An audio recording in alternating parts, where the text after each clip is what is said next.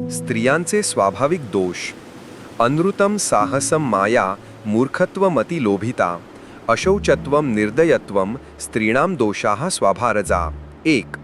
येथे आचार्य चाणक्य स्त्रियांच्या स्वभावाचे वर्णन करताना म्हणतात की खोटे बोलणे, साहस, छलकपट, मूर्खता, अतिलोभ, अपवित्रता व निर्भयता हे स्त्रीचे स्वाभाविक दोष आहेत.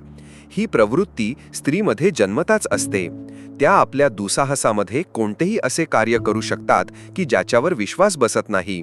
आचार्य चाणक्यांनी येथे स्त्रीच्या स्वभावाचे वर्णन केले आहे आणि ते मानतात की सृष्टीच्या रचनेत स्त्रीचे योगदान मोलाचे आहे. पण जेव्हा स्वभावाचा प्रश्न येतो तेव्हा तेथे हे दोष सुद्धा पाहिले जातात. याचा अर्थ हा नाही की दारम किमेकम नरकस्य नारी, म्हणजेच नरकाला असलेल्या एकमेव दाराच्या रूपाने स्त्रीचा उल्लेख केला आहे. तुलसीदासांनी म्हटले आहे की नारी स्वभाव सत्य कविकही अवगुण 8 सदा उर्रही.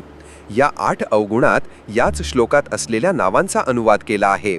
त्याचबरोबर सामान्य नियमांना विशेष नियम प्रभावित करतात. कारण स्त्री माया, दया, क्षमा इत्यादींचे एकमेव स्थान आहे. हिच्याशिवाय सृष्टी अपूर्ण आहे. म्हणून सीता, राधा, जिजाबाई, लक्ष्मीबाई यांच्यामधील अवगुण शोधणे म्हणजे आपला अविचारीपणा आहे. या तर स्त्रियांच्या आदर्श आहेत. आणि आचार्य चाणक्याने स्त्रीच्या ज्या दोषांची वर चर्चा केली आहे ते स्वाभाविक आहेत. सर्वच स्त्रियांमध्ये हे दोष असणे आवश्यक नाही.